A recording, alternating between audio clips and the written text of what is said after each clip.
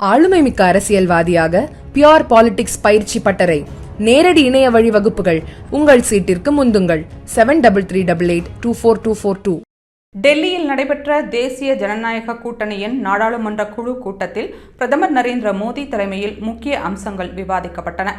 கூட்டத்தில் பிரதமர் மோடிக்கு உற்சாக வரவேற்பு அளிக்கப்பட்டது. பாகிஸ்தானில் அமைந்துள்ள பயங்கரவாத தளங்களை இலக்காக கொண்ட ஆபரேஷன் சிந்தூர் குறித்து பிரதமர் விளக்கம் அளித்தார். இதுகுறித்து எதிர்க்கட்சிகள் கேள்வி எழுப்புவது தங்களை தாங்களே காயப்படுத்திக் கொள்வது போன்றது என்றும் இத்தகைய விவாதங்களை தாங்கள் மகிழ்ச்சியுடன் எதிர்கொள்கிறோம் என்றும் மோடி தெரிவித்தார்.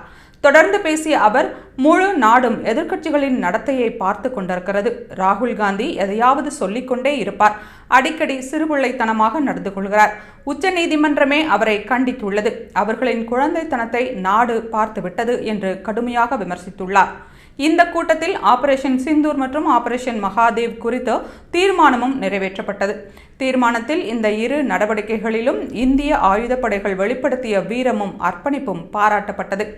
மேலும் ஜம்மு காஷ்மீரின் பெஹல்காம் பகுதியில் பயங்கரவாத தாக்குதலில் உயிரிழந்தவர்களுக்கு இரங்கல் தெரிவிக்கப்பட்டு அவர்களின் துணிச்சலுக்கும் தியாகத்திற்கும் மரியாதை செலுத்தப்பட்டது.